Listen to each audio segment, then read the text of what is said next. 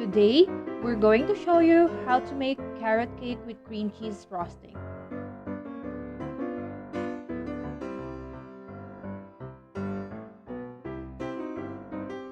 So here are the ingredients for this recipe.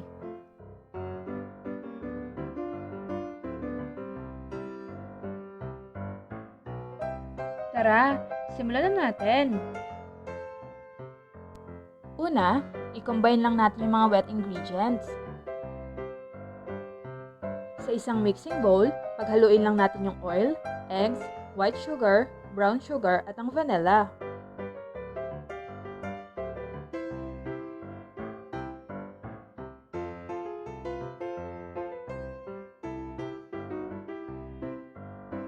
After that, i-whisk lang natin ito hanggang sa maging well incorporated.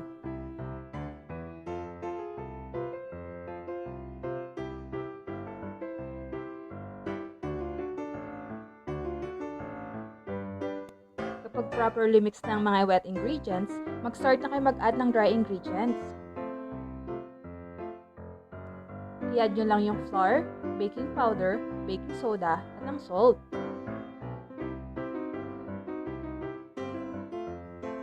Siguraduhin nyo lang na lahat ng dry ingredients ay naka-pre-sieve na.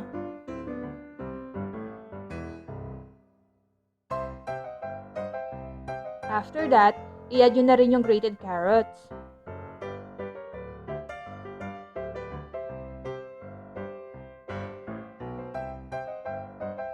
Then, haluin nyo lang ito hanggang sa maging well incorporated.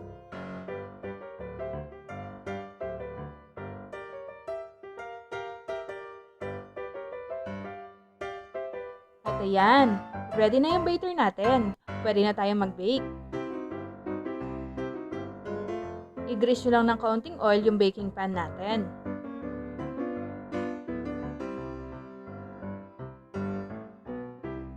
After that, isalin nyo na yung batter natin sa baking pan. Then, bake it in a preheated oven at 175 degrees Celsius for 30 minutes. By the way guys, if you still haven't subscribed to our channel, please do so. Just click the subscribe button and hit the notification bell. And now, our carrot cake is now ready. Iset aside nyo muna ito at hayaan nyong lumamig. For now, i-prepare muna natin yung cream cheese frosting. Sa isang mixing bowl, i-cream lang natin yung butter at ang cream cheese.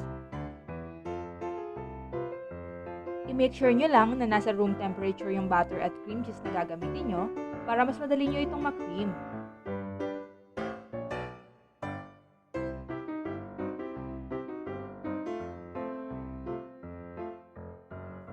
Then, i-add nyo lang yung powdered sugar gradually. Mas makabubuti kung mag-add muna kayo ng at least 1 cup of powdered sugar sa umpisa.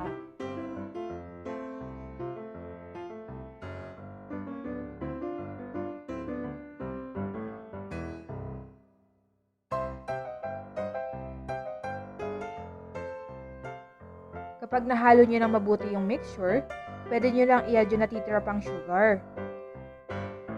Tapos, i-continue nyo lang yung paghalo hanggang sa maging well incorporated.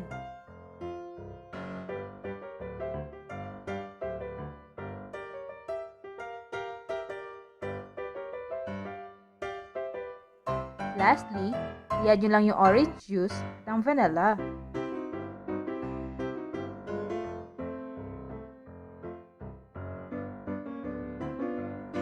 Then, give it a final mix.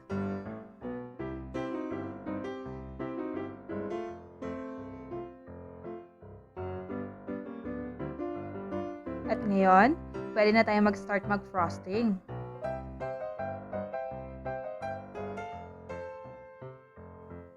Una, maglagay lang kayo ng generous amount of frosting at spread out nyo lang ito all over the cake.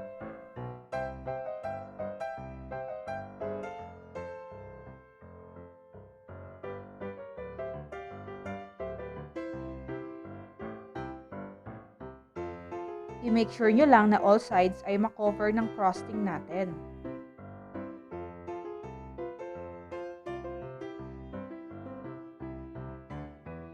After nyo mag-frosting, i-cover nyo lang ng chopped nuts ang lahat ng sides ng cake. And there you go! Our carrot cake is now ready! We hope that you enjoyed this video and please give it a thumbs up. You can also comment down below if you want to request recipes that we can feature on our next vlogs. Pakishare na rin ang video ito para everybody happy. Thank you so much for watching.